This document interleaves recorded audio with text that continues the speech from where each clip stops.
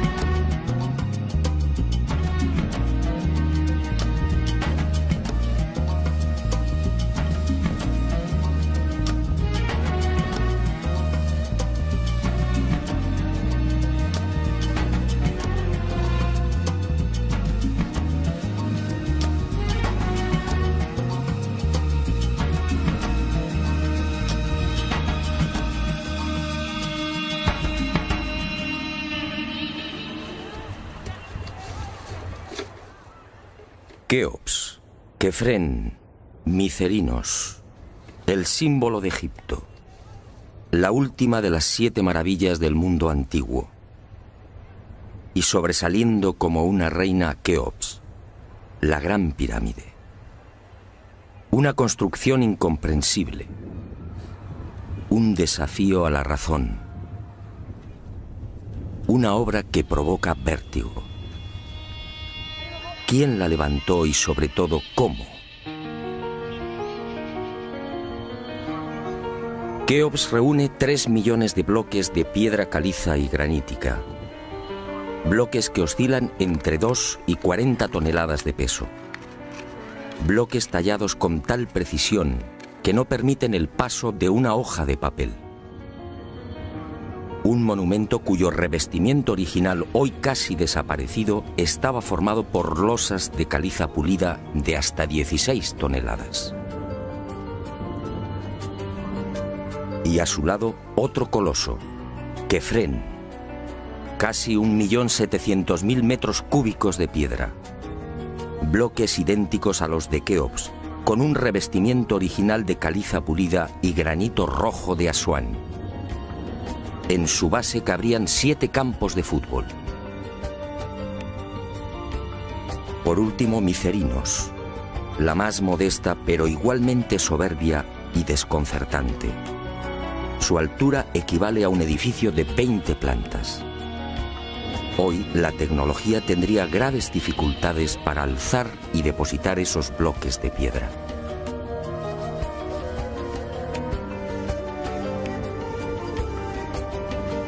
A la vista de estas mareantes cifras, el mundo se pregunta, ¿cómo lo hicieron? Para la arqueología oficial no hay duda. Las pirámides de Giza fueron obra de los faraones y se levantaron hace 4.600 años. Los bloques fueron trasladados desde las vecinas canteras de Tura y Mojatán, a escasos kilómetros del Cairo, y encajados en los respectivos monumentos mediante el uso de gigantescas rampas. Rampas, dice la arqueología, por las que miles de obreros empujaban los bloques con el auxilio de rodillos de madera.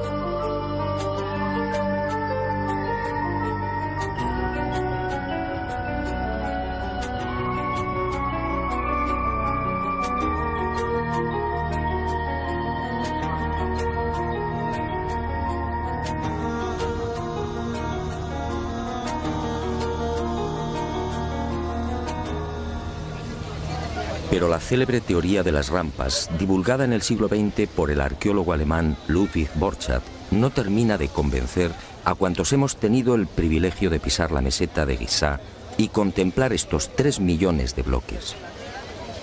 Y son 2 las razones que ponen en entredicho la versión oficial.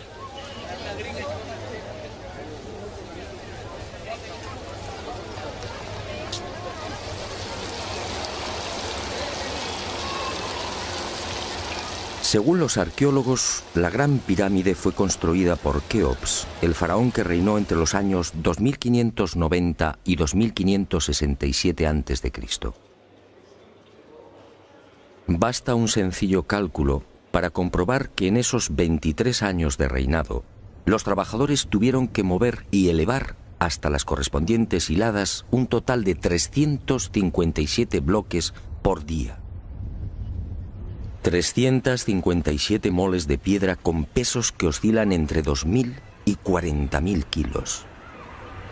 357 gigantescos sillares en 12 horas. Es decir, un bloque cada 2 minutos. Por mucha mano de obra que pudiera reunir Keops, la empresa en cuestión resulta más que dudosa. Y no solo por el arduo problema de organización, sino sobre todo por las evidentes dificultades técnicas a la hora de izar y encajar estos monstruos de caliza, granito y mármol.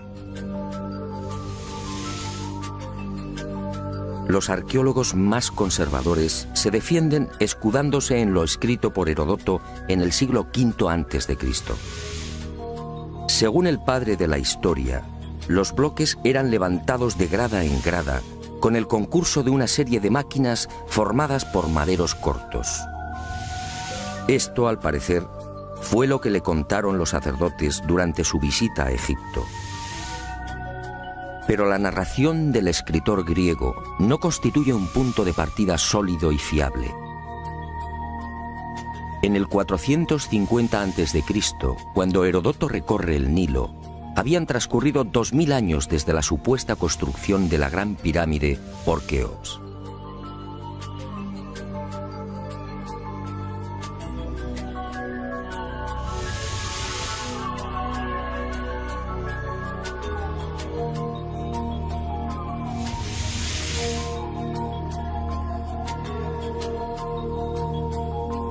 Heródoto no menciona las rampas, ni se atreve tampoco con el espinoso problema de los 357 bloques por día. Heródoto cuenta lo que le contaron. ¿Es esto una prueba científica para determinar cómo y cuándo se levantó la Gran Pirámide?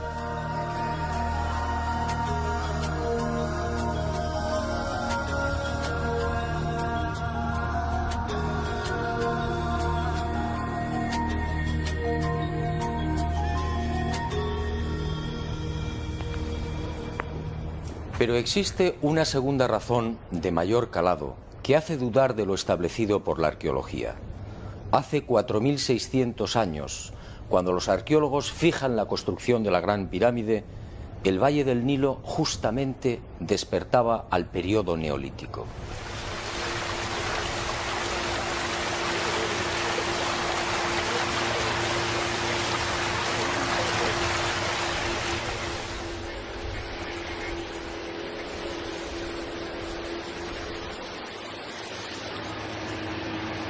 En otras palabras, tanto en el sur, en el Alto Egipto, como en las regiones del Fayum y del Delta Occidental, los habitantes malvivían en chozas de juncos y adobe. Se hallaban todavía en la Edad de Piedra, con un precario desarrollo agrícola y un incipiente pastoreo. Sus herramientas eran groseras, basadas principalmente en la industria lítica. Sería 3 siglos después, hacia el 2300 a.C., cuando estos pueblos entrarían en la Edad del Bronce. Y surge la primera gran contradicción. Si Egipto cambia la piedra por el bronce en el 2300 a.C. aproximadamente, ¿cómo pudieron levantar la Gran Pirámide 300 años antes? ¿Con qué herramientas?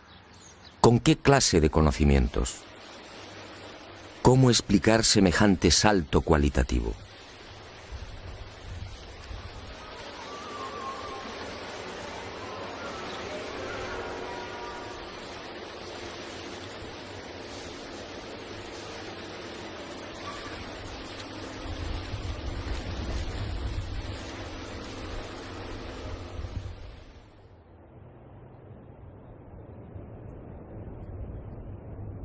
Nadie en su sano juicio y con un mínimo de información puede aceptar que esta maravilla arquitectónica fuera obra de unas gentes primitivas que ni siquiera conocían la escritura.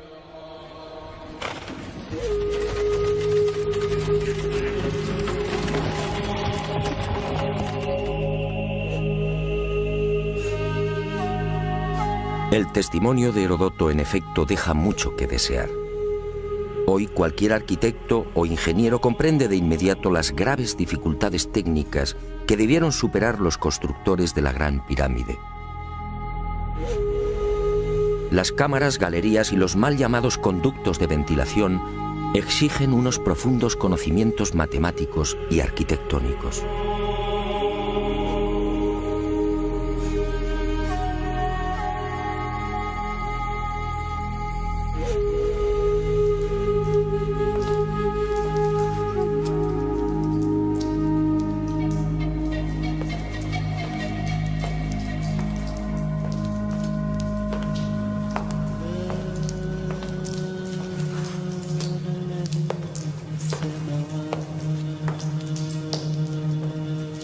Basta echar un vistazo a las toscas herramientas con las que, según los arqueólogos, se construyeron las pirámides para comprender que algo falla en esta historia.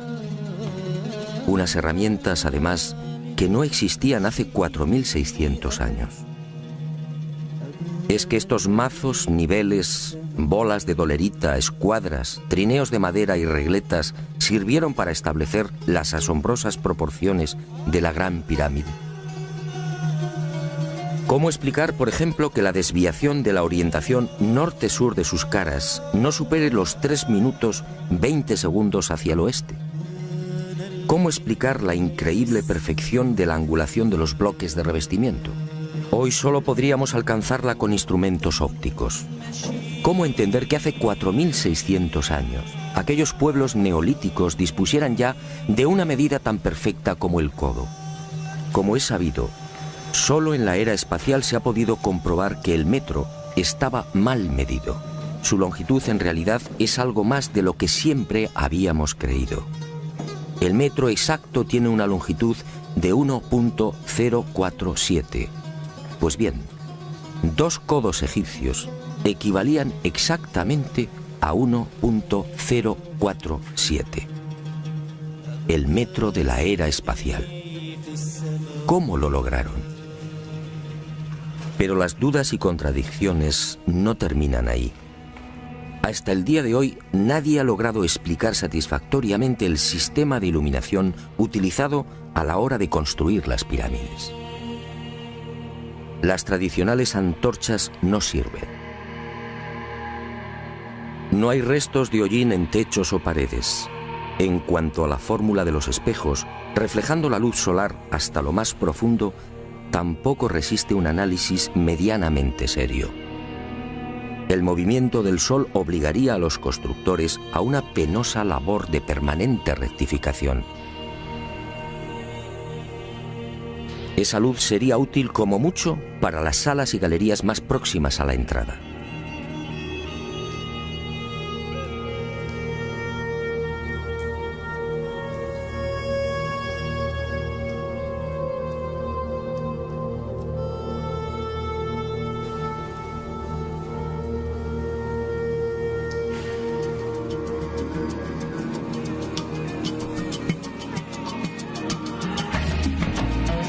Las explicaciones de los arqueólogos tampoco convencen cuando alguien pregunta por el método utilizado para cortar los enormes bloques de granito. ¿Herramientas de cobre? Eso sería como intentar cortar una mesa de mármol con unas tijeras.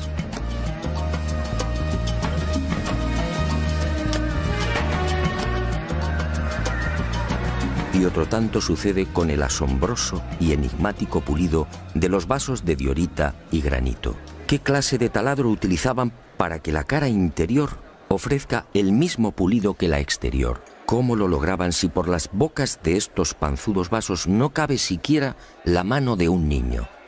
Y otro detalle estremecedor. Al examinar el pulido de estos vasos y platos, los expertos han comprobado que a cada vuelta la presión ejercida era 500 veces mayor que la obtenida en la actualidad con los poderosos taladros de punta de diamante artificial. Y de nuevo la gran interrogante. Si muchos de estos vasos han sido fechados en el 2600 a.C., ¿quién los fabricó? ¿El hombre de la Edad de Piedra? Evidentemente no.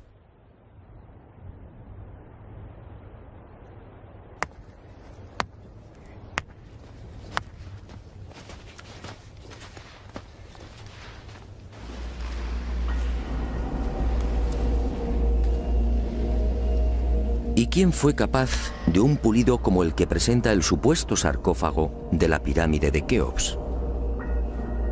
El acabado en el bloque de granito resulta imposible para un hombre del Neolítico. Mientras las esquinas aparecen absolutamente cuadradas, el índice de imperfección de la superficie del sarcófago no llega a 2/10 de pulgada. Es decir, la 10ª parte del espesor de un cabello humano. Esa perfección en el trabajo sobre la negra y dura diorita alcanza su máxima expresión en la estatua del citado faraón Kefren, hallada en el Templo del Valle, junto a la pirámide que lleva su nombre. El pulido de la misma es tal que solo cabe el silencio. Nadie sabe, nadie entiende cómo se logró semejante belleza hace 4500 años. ¿Y cómo explicar la técnica empleada para la ejecución de estas perforaciones? Son perfectamente visibles en muchos lugares del Egipto faraónico. Aquí, en la entrada real de la pirámide de Keops, tenemos una muestra. Para la arqueología no hay misterio. Estos orificios, dicen, se conseguían mediante la introducción en la piedra de un cilindro hueco que al girar cortaba el granito. Pero al examinar la espiral grabada en el interior, algo no concuerda con la versión oficial. La distancia entre línea y línea es de 2,5 milímetros. Nosotros en la actualidad, utilizando taladros con punta de diamante artificial, solo podemos alcanzar 0,05 milímetros por vuelta.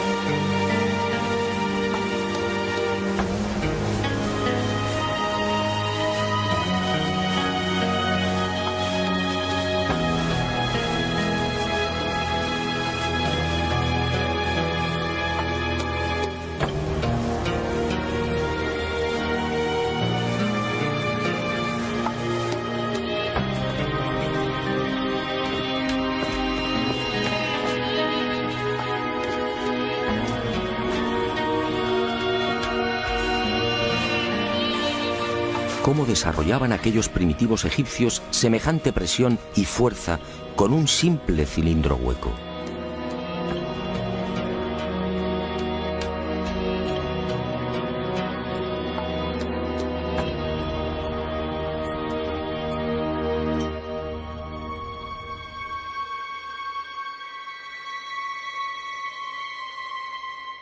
Y aunque algo posterior en el tiempo, también lo descubierto en la tumba de Tutankamón nos deja con la boca abierta.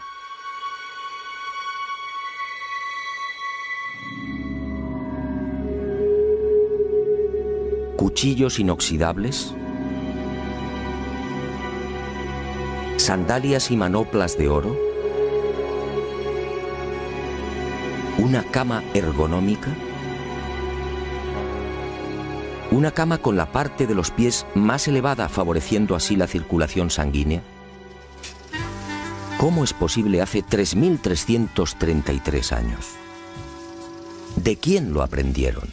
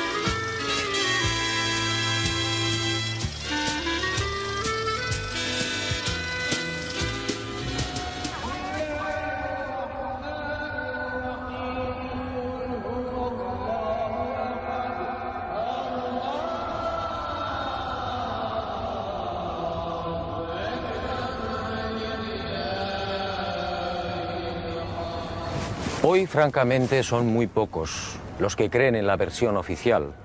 Hace 4.600 años, los pueblos que habitaban esta región no estaban en condiciones de imaginar siquiera este portento arquitectónico.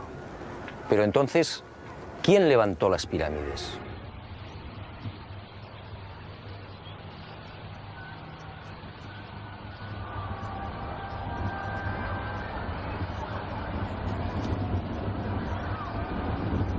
Una primera pista aparece en esta estela de piedra. Una estela depositada en la sala 42 del Museo del Cairo y que muy pocos turistas se detienen a contemplar. La arqueología la denomina la estela del inventario. Se trata casi con seguridad de una copia de otro texto mucho más antiguo. En ella se lee un párrafo demoledor que deja sin argumentos a los arqueólogos. Dice así: el faraón Keops fundó la casa de Isis, señora de la pirámide, detrás de la casa de la Esfinge. ¿Señora de la pirámide? ¿Quiere esto decir que la Gran Pirámide ya existía cuando Keops llegó al poder?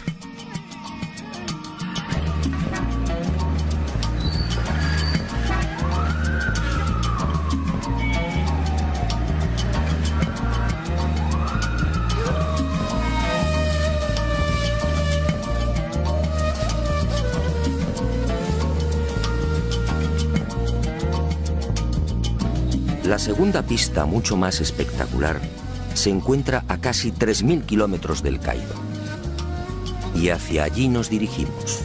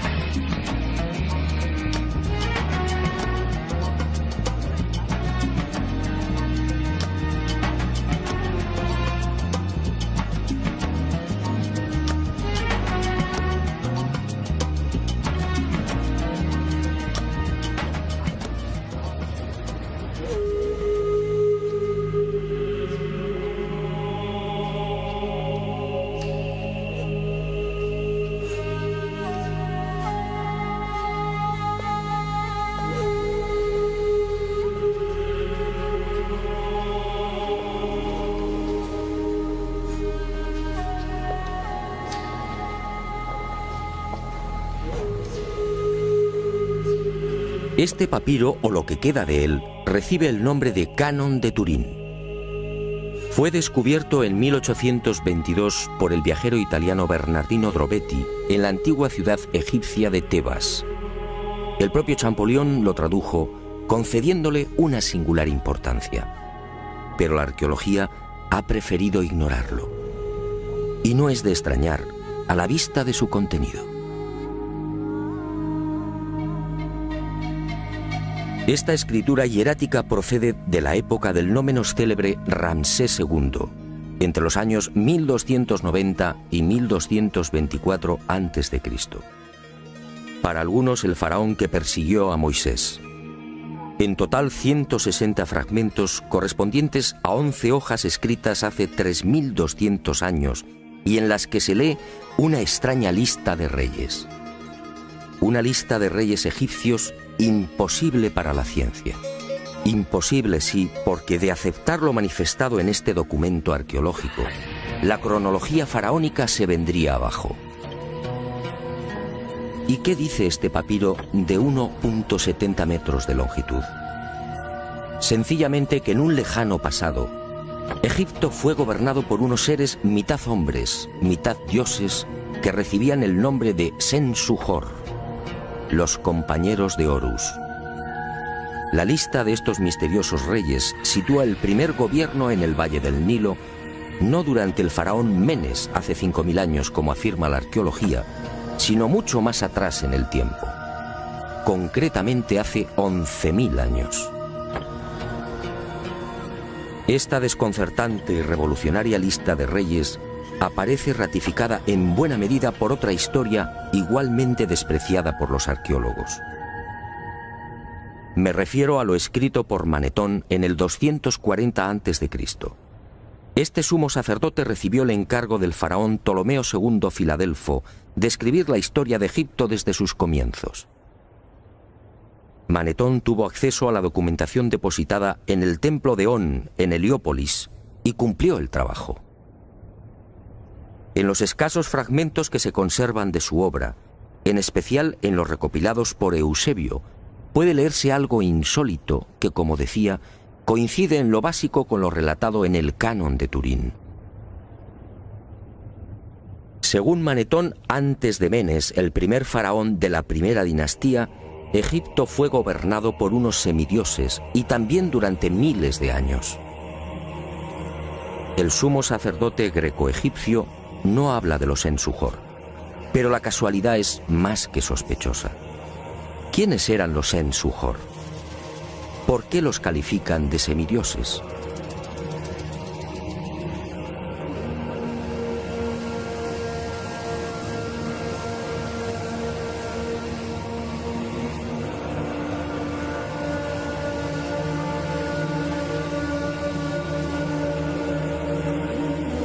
Para los arqueólogos más conservadores, los Sen-Suhor y la información suministrada por Manetón son pura fantasía. Y aparentemente tienen razón. Si Egipto fue gobernado hace 11.000 años ¿Dónde están las pruebas y los vestigios arqueológicos que deberían delatar a esas culturas? ¿O están ahí? ¿No será que la arqueología no los quiere ver?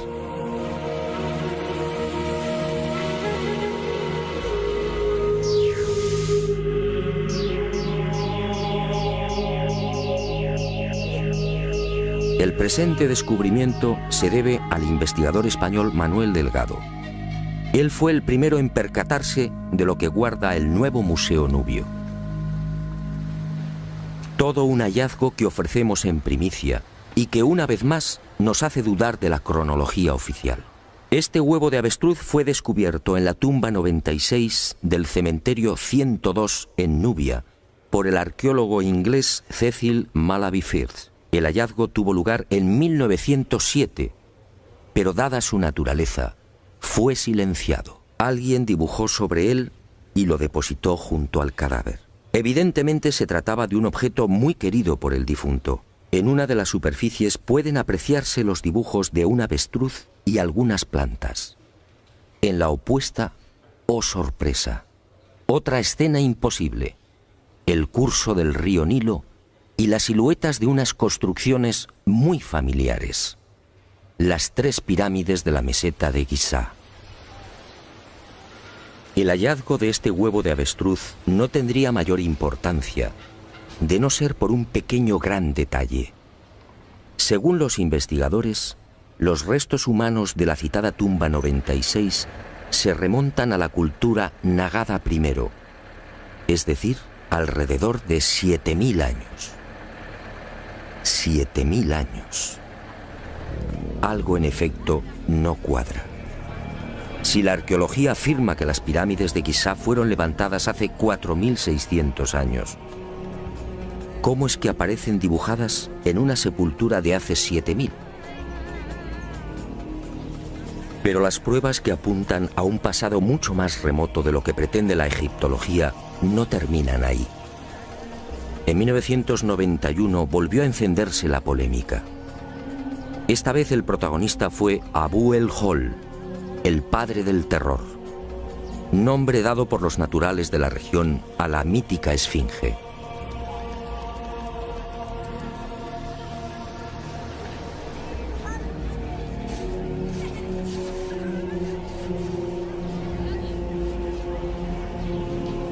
La esfinge, otro monumento emblemático de Egipto construido según la arqueología por el faraón Kefren hace 4500 años.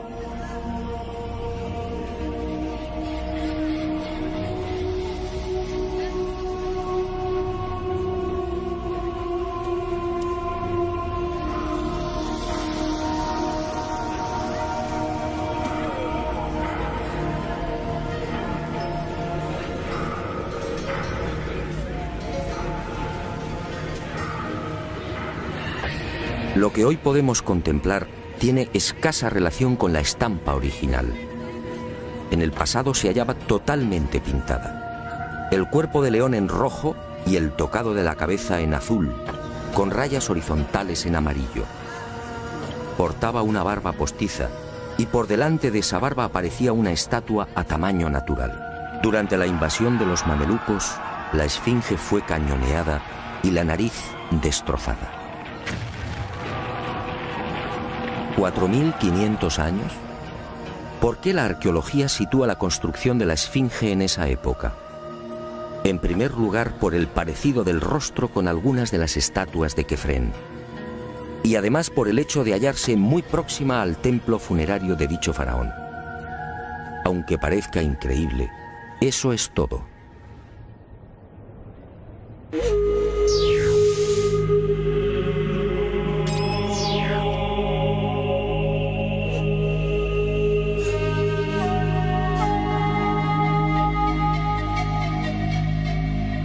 Y en 1991, como decía, los arqueólogos fueron arrinconados de nuevo contra las cuerdas.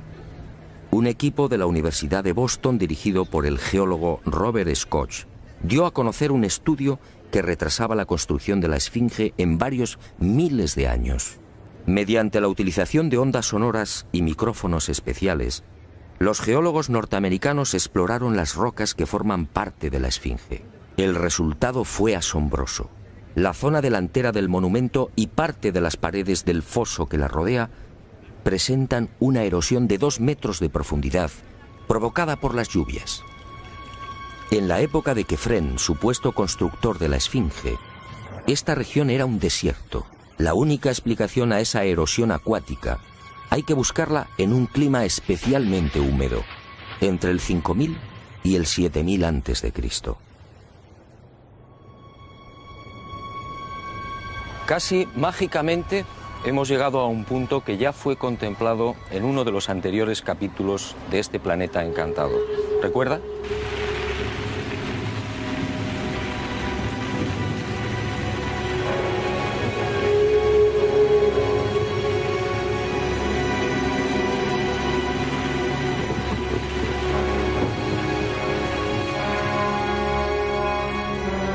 Al hablar del Gran Jardín, pudimos comprobar cómo todo el norte de África, hace unos 12.000 años aproximadamente, se vio sometido a un dramático cambio climático.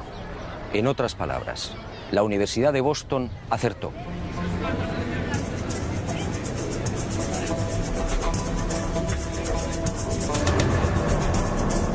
Fue a partir de esa época, hace ahora unos 8.000 años, cuando los monzones perdieron fuerza y el Sáhara entró en un lento pero progresivo proceso de desertización. Y fue justamente hace 4.500 años, cuando la arqueología fija el momento de la construcción de la Esfinge, cuando estas tierras fueron definitivamente abandonadas por las lluvias. Kefren, por tanto, no pudo levantar la Esfinge. Como mucho, quizá la restauró. El padre del terror estaba aquí desde mucho antes. La huella de las torrenciales lluvias registradas en el llamado Gran Húmedo Holocénico es incuestionable. Y algo similar vino a suceder con el investigador Robert Bauval. 20 años antes, este ingeniero egipcio se atrevió a difundir una hipótesis que conmocionó a los seguidores y amantes del Egipto faraónico. Para Bauval, las pirámides de Giza no son construcciones aisladas. Las 3 forman parte de un plan unificado minuciosamente diseñado. Y para irritación de los arqueólogos más conservadores, formuló una teoría que volvía a poner en tela de juicio la ya desacreditada cronología oficial. La tesis de Bauval es conocida como la correlación de Orión, es decir, el asombroso parecido en la disposición de Keos, Kefren y Micerinos respecto a las 3 estrellas que forman el cinturón de Orión.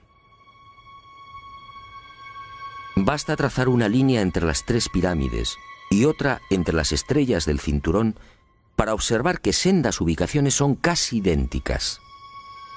Casi idénticas, sí, pero no iguales.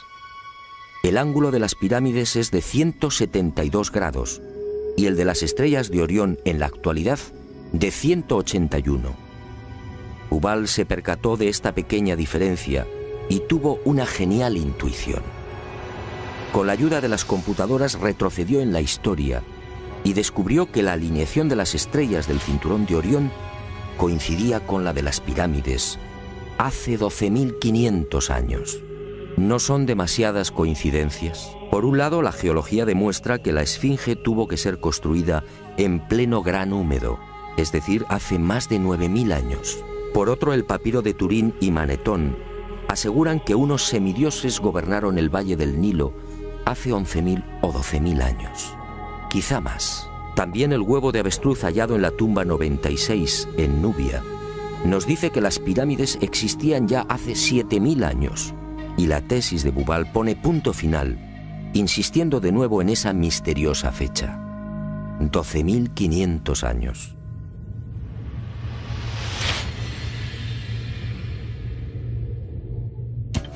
Si 3 indicios constituyen una prueba, ¿qué podemos pensar cuando al menos se contabilizan 5? 5 indicios, sí, de momento.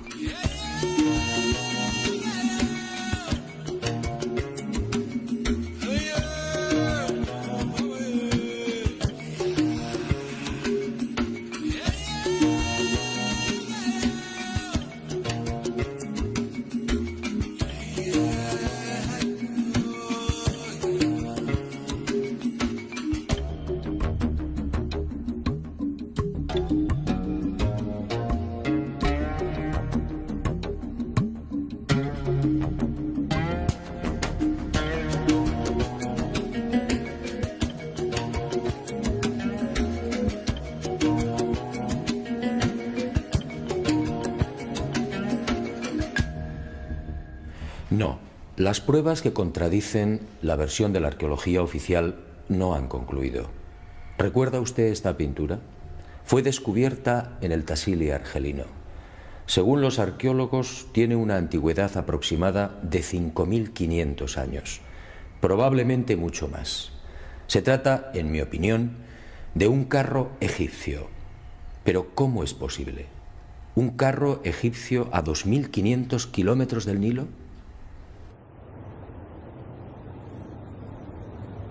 ¿Un carro egipcio antes de que existiera Egipto? Si la arqueología dice que el primer faraón de la primera dinastía empezó a reinar 4.920 años antes del presente, ¿cómo explicamos esta pintura, datada mucho antes? No fue la única. En mis investigaciones por el Sáhara pude descubrir cientos de ellas. En 1982, una síntesis de los trabajos de Henry Lott sacaba a la luz un total de 600 carros pintados o grabados.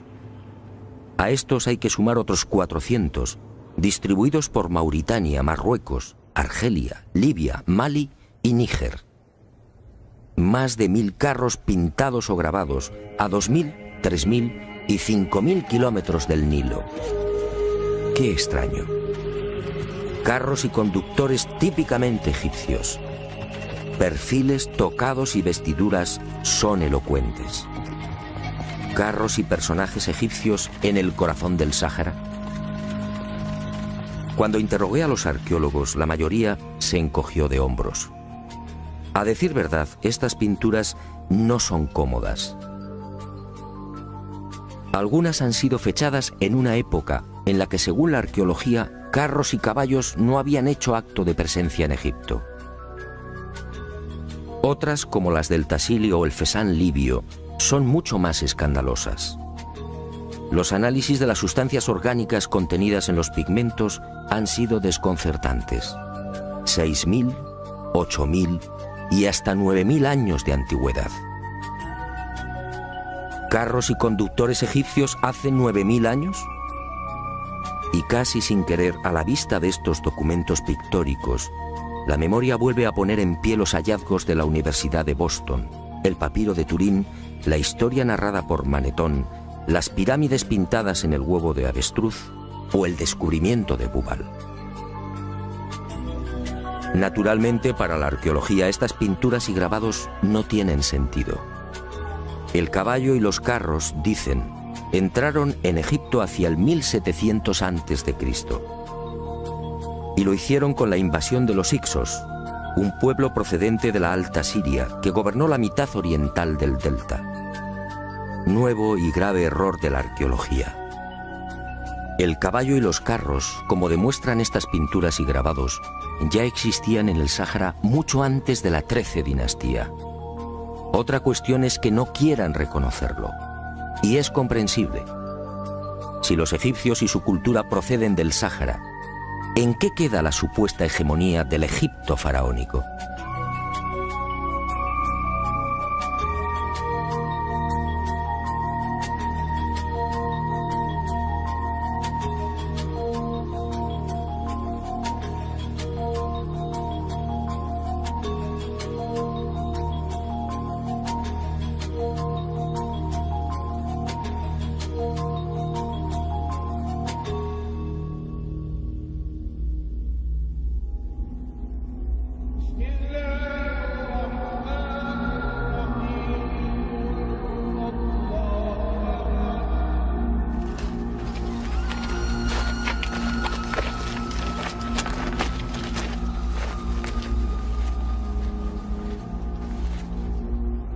Pero las imposibles pinturas egipcias en el Sáhara, a 2.500 kilómetros del Nilo, no se limitan a carros al galope. Otras, para desconcierto e irritación de la arqueología, presentan escenas muy diferentes. Ofrendas. Personajes adornados con el ureus, la serpiente sagrada sobre las cabezas. Barcas igualmente egipcias. Vestimentas similares a las que lucen faraones y sacerdotes. Individuos de perfil al más puro estilo egipcio. pinturas todas ellas muy anteriores al Egipto faraónico.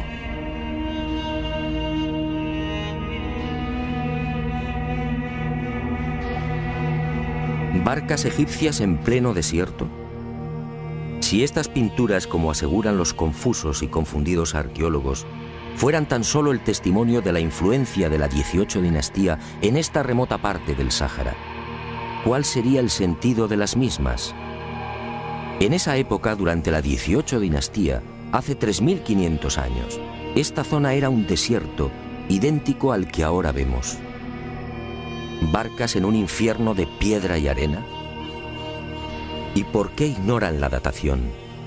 Si estas pinturas se remontan a 9000 años, entonces las barcas sí están justificadas. En esa época, como se recordará, el Sáhara era un jardín, con ríos tan anchos y caudalosos como el actual Amazonas. Pero las extrañas coincidencias van más allá.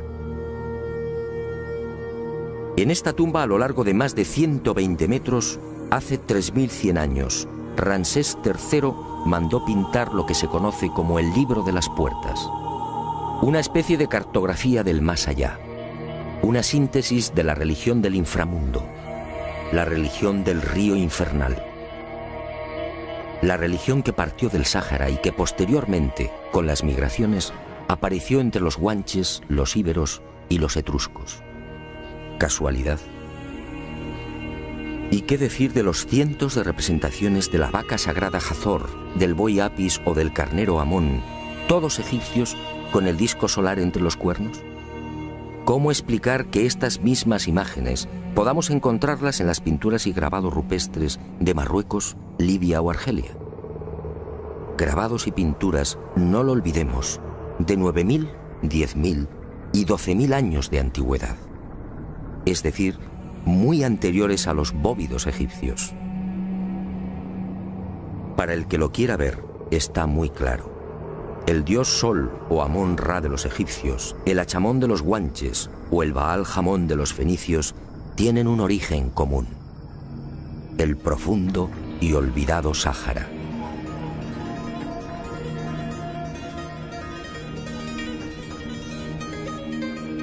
Puede que Herodoto y Diodoro de Sicilia tuvieran razón.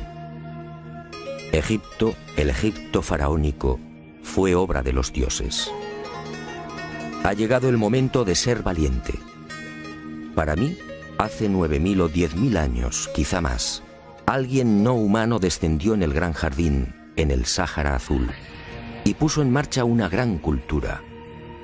Una civilización intuida en una lengua, una religión y unas costumbres comunes.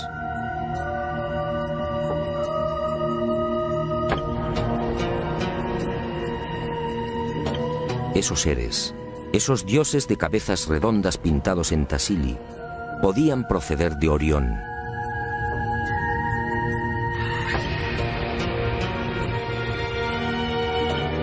Y ellos o sus descendientes levantaron estas magníficas e imposibles construcciones.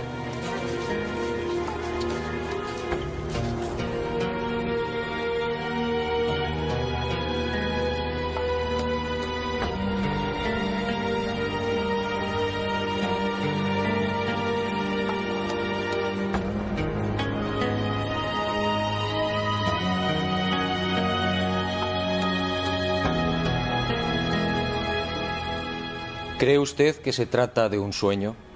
Schopenhauer decía que toda verdad, al nacer, es ridiculizada y perseguida. Demos tiempo al tiempo. Algún día el hombre se verá obligado a escribir de nuevo la historia.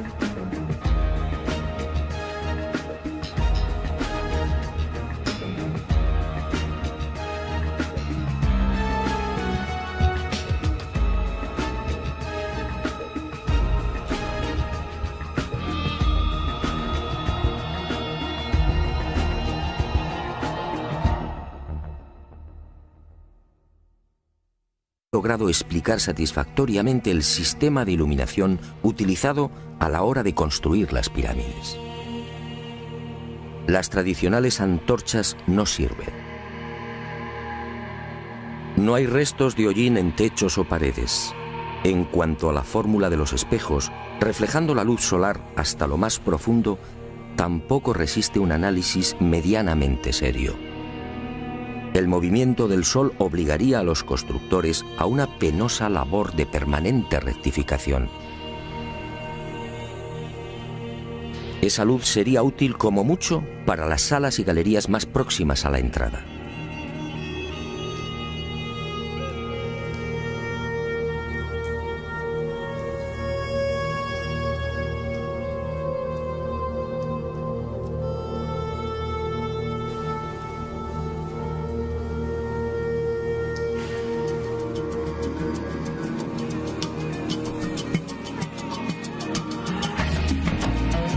Las explicaciones de los arqueólogos tampoco convencen cuando alguien pregunta por el método utilizado para cortar los enormes bloques de granito.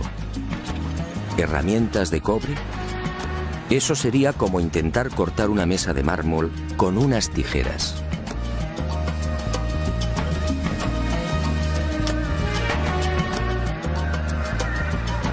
Y otro tanto sucede con el asombroso y enigmático pulido de los vasos de diorita y granito. ¿Qué clase de taladro utilizaban para que la cara interior ofrezca el mismo pulido que la exterior? ¿Cómo lo lograban si por las bocas de estos panzudos vasos no cabe siquiera la mano de un niño? Y otro detalle estremecedor. Al examinar el pulido de estos vasos y platos, los expertos han comprobado que a cada vuelta la presión ejercida era 500 veces mayor que la obtenida en la actualidad con los poderosos taladros de punta de diamante artificial. Y de nuevo la gran interrogante. Si muchos de estos vasos han sido fechados en el 2600 a.C., ¿quién los fabricó? ¿El hombre de la Edad de Piedra? Evidentemente no.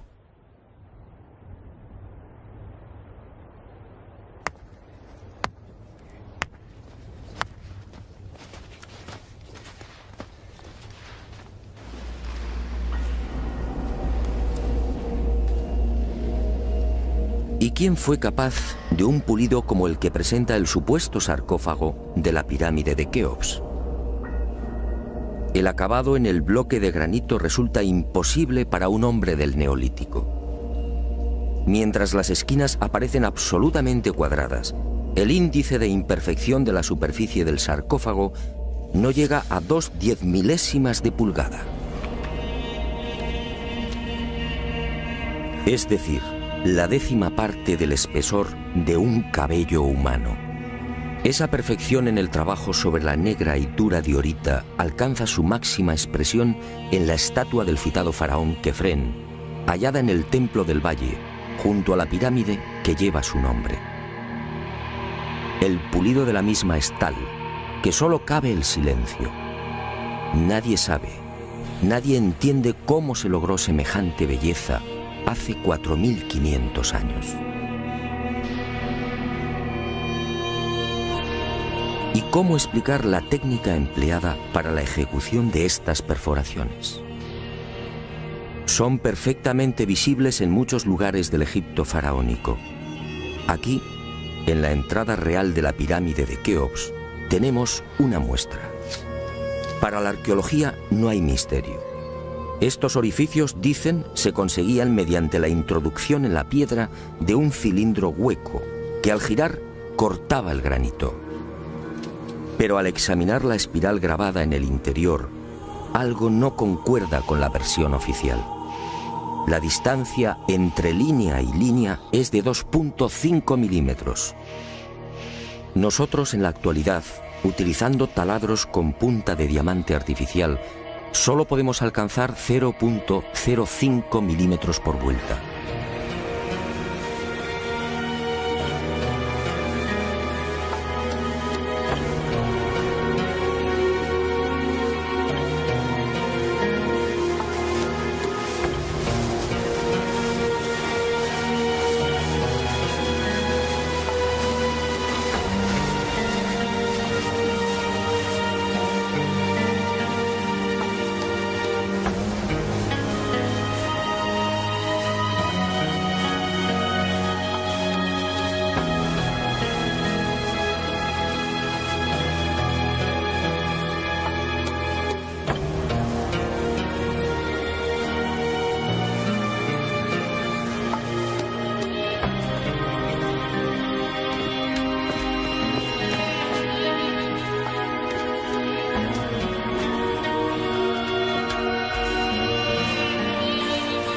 cómo desarrollaban aquellos primitivos egipcios semejante presión y fuerza con un simple cilindro hueco.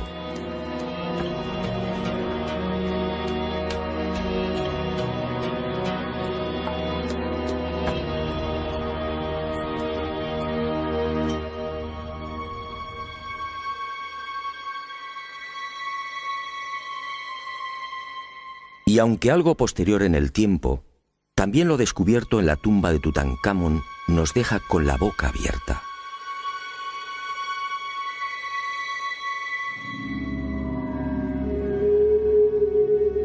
Cuchillos inoxidables, sandalias y manoplas de oro, una cama ergonómica, una cama con la parte de los pies más elevada, favoreciendo así la circulación sanguínea. ¿Cómo es posible hace 3.333 años? ¿De quién lo aprendieron?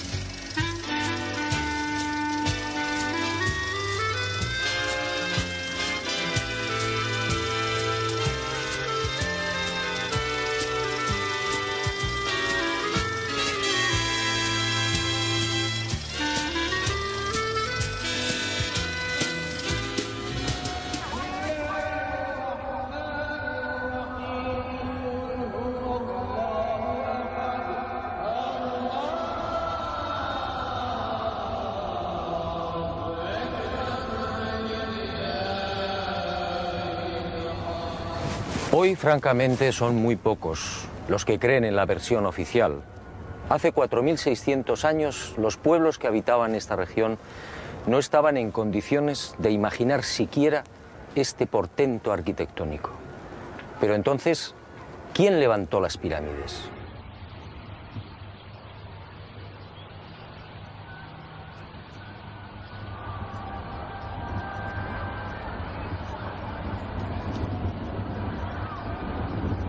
Una primera pista aparece en esta estela de piedra.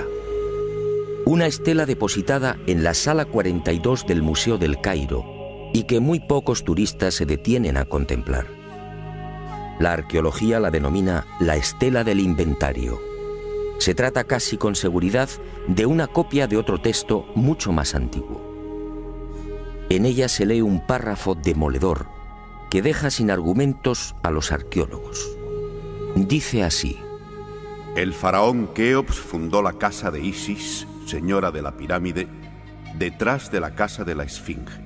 ¿Señora de la pirámide? ¿Quiere esto decir que la gran pirámide ya existía cuando Keops llegó al poder?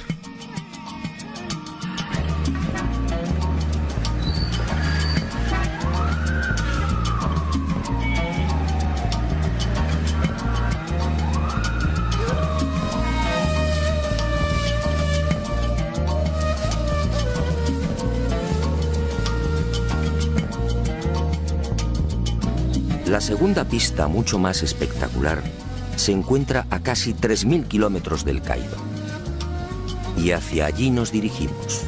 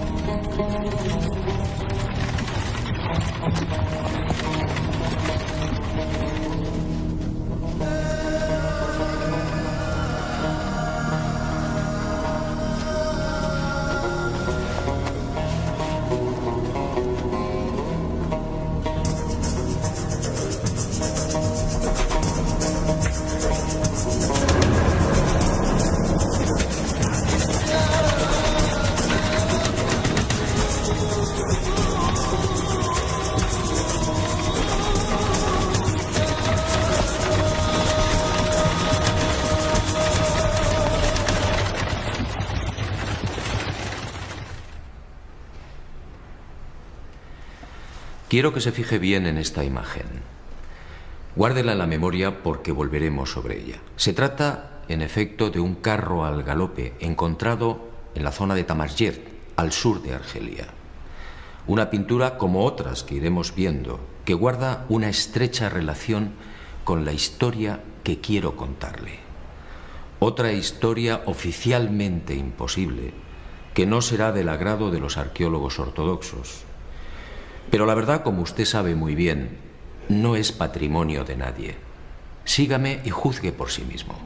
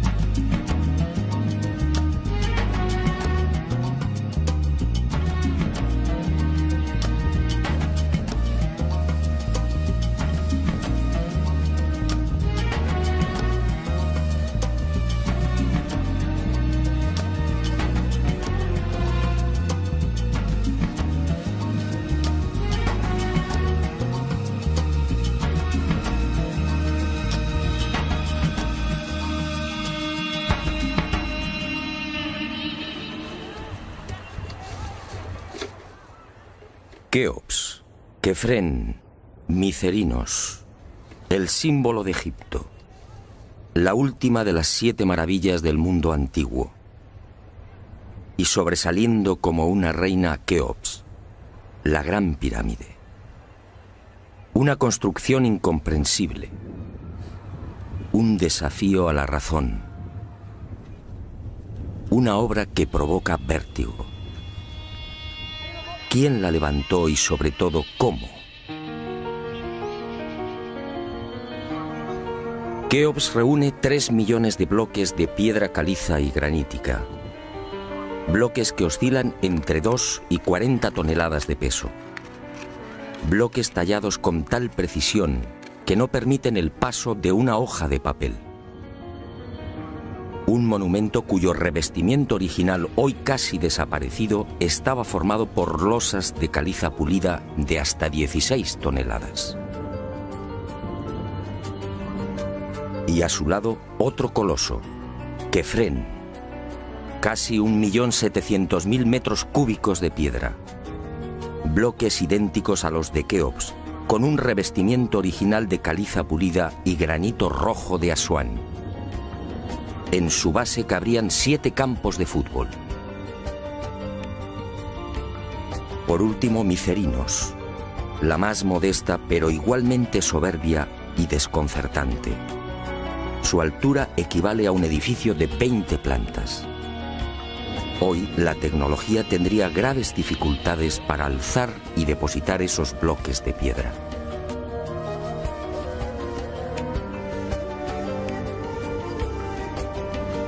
A la vista de estas mareantes cifras, el mundo se pregunta, ¿cómo lo hicieron? Para la arqueología oficial no hay duda. Las pirámides de Giza fueron obra de los faraones y se levantaron hace 4.600 años. Los bloques fueron trasladados desde las vecinas canteras de Tura y Mohatan, a escasos kilómetros del Cairo, y encajados en los respectivos monumentos mediante el uso de gigantescas rampas. Rampas, dice la arqueología, por las que miles de obreros empujaban los bloques con el auxilio de rodillos de madera.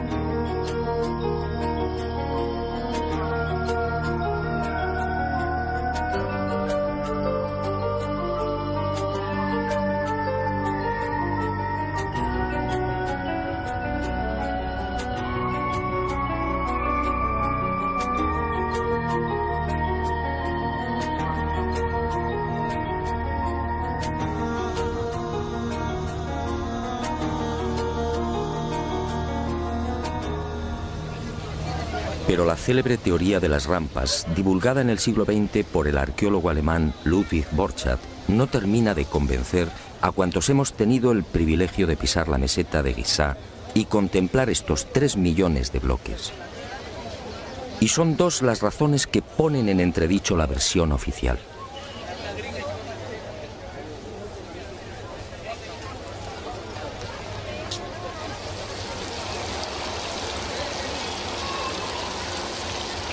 Según los arqueólogos, la Gran Pirámide fue construida por Keops, el faraón que reinó entre los años 2590 y 2567 a.C. Basta un sencillo cálculo para comprobar que en esos 23 años de reinado, los trabajadores tuvieron que mover y elevar hasta las correspondientes hiladas un total de 357 bloques por día. 357 moles de piedra con pesos que oscilan entre 2.000 y 40.000 kilos. 357 gigantescos sillares en 12 horas. Es decir, un bloque cada 2 minutos. Por mucha mano de obra que pudiera reunir Keops, la empresa en cuestión resulta más que dudosa. Y no solo por el arduo problema de organización, sino sobre todo por las evidentes dificultades técnicas a la hora de izar y encajar estos monstruos de caliza, granito y mármol. Los arqueólogos más conservadores se defienden escudándose en lo escrito por Heródoto en el siglo V a.C. Según el padre de la historia, los bloques eran levantados de grada en grada con el concurso de una serie de máquinas formadas por maderos cortos. Esto, al parecer, fue lo que le contaron los sacerdotes durante su visita a Egipto. Pero la narración del escritor griego no constituye un punto de partida sólido y fiable. En el 450 a.C., cuando Heródoto recorre el Nilo, habían transcurrido 2000 años desde la supuesta construcción de la Gran Pirámide por Keops.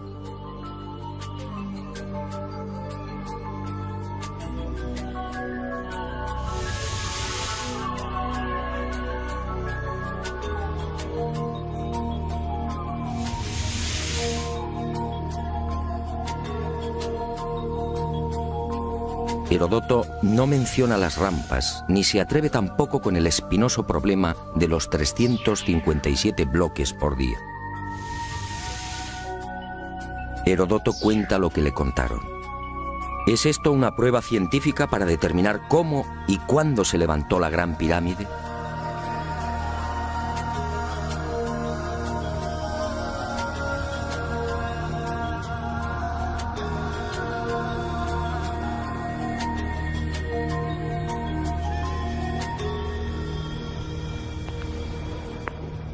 Pero existe una segunda razón de mayor calado que hace dudar de lo establecido por la arqueología. Hace 4600 años, cuando los arqueólogos fijan la construcción de la Gran Pirámide, el Valle del Nilo justamente despertaba al periodo neolítico.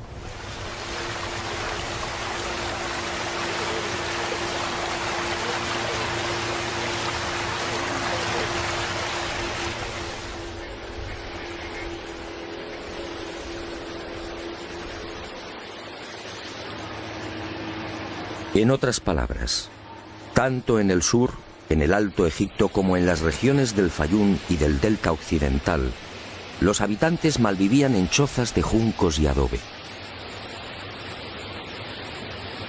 Se hallaban todavía en la edad de piedra, con un precario desarrollo agrícola y un incipiente pastoreo. Sus herramientas eran groseras, basadas principalmente en la industria lítica. Sería 3 siglos después, hacia el 2300 a.C., cuando estos pueblos entrarían en la Edad del Bronce. Y surge la primera gran contradicción. Si Egipto cambia la piedra por el bronce en el 2300 a.C. aproximadamente, ¿cómo pudieron levantar la Gran Pirámide 300 años antes? ¿Con qué herramientas? ¿Con qué clase de conocimientos? ¿Cómo explicar semejante salto cualitativo?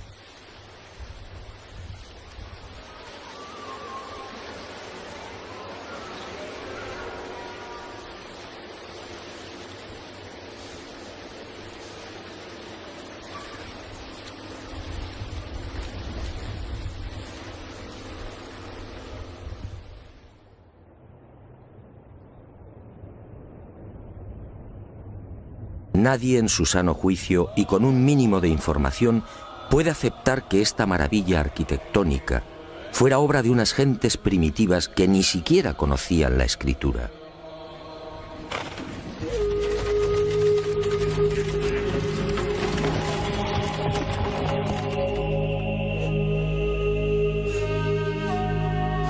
El testimonio de Heródoto, en efecto, deja mucho que desear. Hoy cualquier arquitecto o ingeniero comprende de inmediato las graves dificultades técnicas que debieron superar los constructores de la Gran Pirámide. Las cámaras, galerías y los mal llamados conductos de ventilación exigen unos profundos conocimientos matemáticos y arquitectónicos.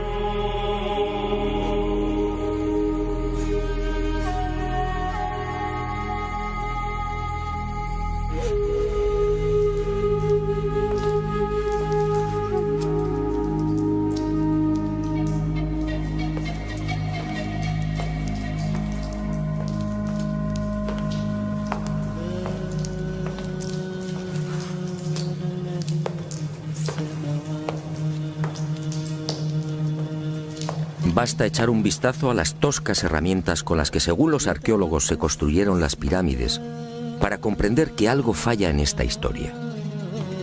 Unas herramientas, además, que no existían hace 4600 años. Es que estos mazos, niveles, bolas de dolerita, escuadras, trineos de madera y regletas sirvieron para establecer las asombrosas proporciones de la Gran Pirámide. ¿Cómo explicar, por ejemplo, que la desviación de la orientación norte-sur de sus caras no supere los 3 minutos 20 segundos hacia el oeste? ¿Cómo explicar la increíble perfección de la angulación de los bloques de revestimiento? Hoy solo podríamos alcanzarla con instrumentos ópticos. ¿Cómo entender que hace 4600 años aquellos pueblos neolíticos dispusieran ya de una medida tan perfecta como el codo? Como es sabido, solo en la era espacial se ha podido comprobar que el metro estaba mal medido. Su longitud en realidad es algo más de lo que siempre habíamos creído. El metro exacto tiene una longitud de 1.047. Pues bien, 2 codos egipcios equivalían exactamente a 1.047. El metro de la era espacial. ¿Cómo lo lograron? Pero las dudas y contradicciones no terminan ahí. Piedra.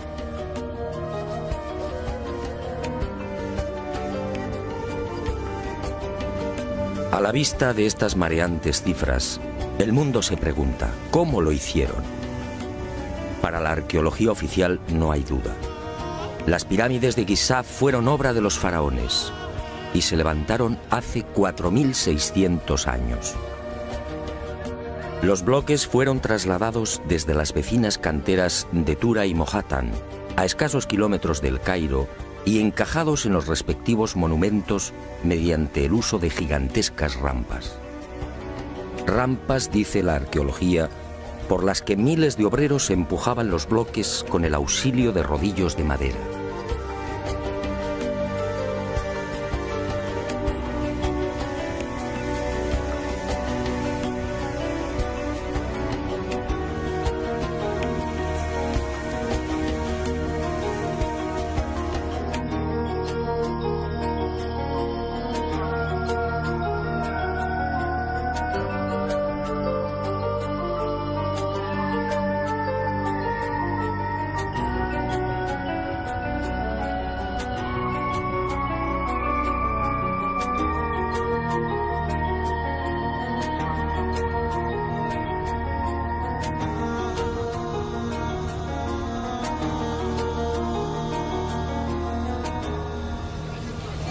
Pero la célebre teoría de las rampas, divulgada en el siglo XX por el arqueólogo alemán Ludwig Borchardt, no termina de convencer a cuantos hemos tenido el privilegio de pisar la meseta de Giza y contemplar estos 3 millones de bloques. Y son dos las razones que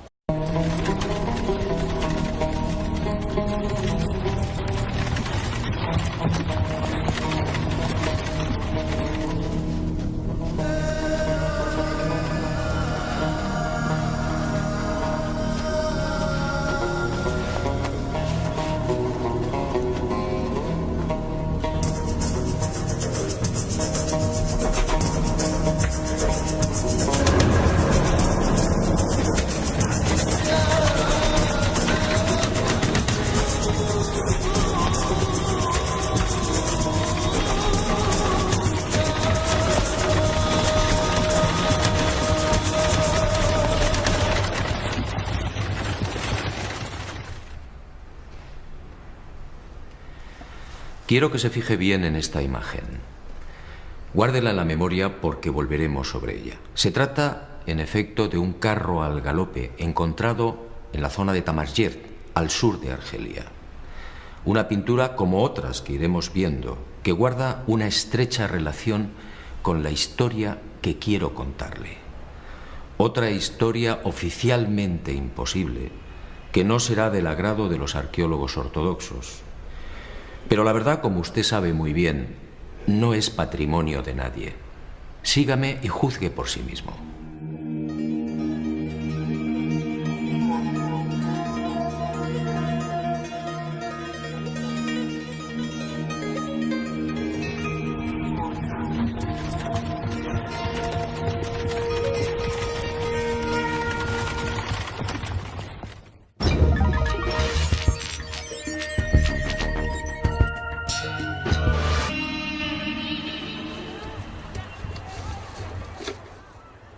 Keops, Kefren, Micerinos, el símbolo de Egipto, la última de las 7 maravillas del mundo antiguo, y sobresaliendo como una reina Keops, la Gran Pirámide.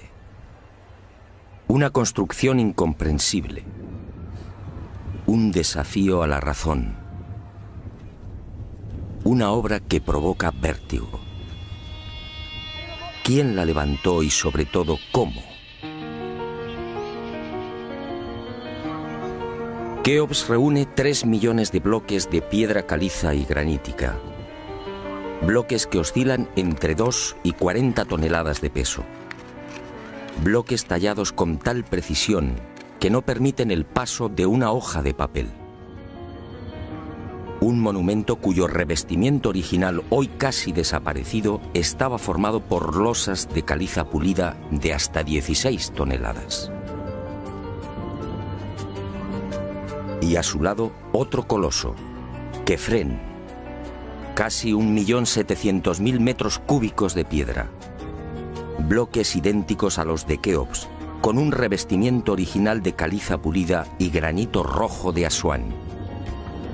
En su base cabrían 7 campos de fútbol.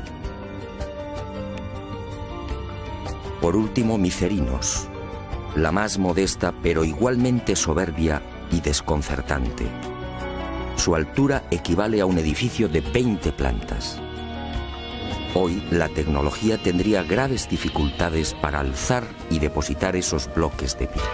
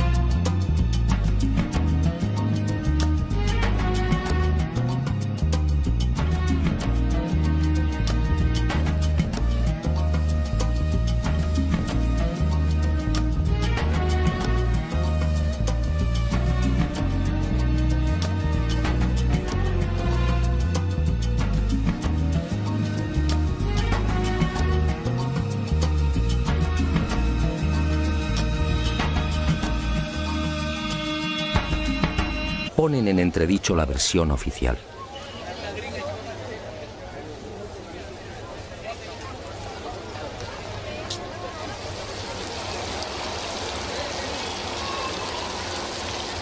Según los arqueólogos, la Gran Pirámide fue construida por Keops, el faraón que reinó entre los años 2590 y 2567 a.C. Basta un sencillo cálculo para comprobar que en esos 23 años de reinado, los trabajadores tuvieron que mover y elevar hasta las correspondientes hiladas un total de 357 bloques por día. 357 moles de piedra con pesos que oscilan entre 2.000 y 40.000 kilos. 357 gigantescos sillares en 12 horas. Es decir, ¿un bloque cada 2 minutos? Por mucha mano de obra que pudiera reunir Keops, la empresa en cuestión resulta más que dudosa. Y no solo por el arduo problema de organización, sino sobre todo por las evidentes dificultades técnicas a la hora de izar y encajar estos monstruos de caliza, granito y mármol. Los arqueólogos más conservadores se defienden escudándose en lo escrito por Heródoto en el siglo V a.C. Según el padre de la historia, los bloques eran levantados de grada en grada con el concurso de una serie de máquinas formadas por maderos cortos. Esto, al parecer, fue lo que le contaron los sacerdotes durante su visita a Egipto.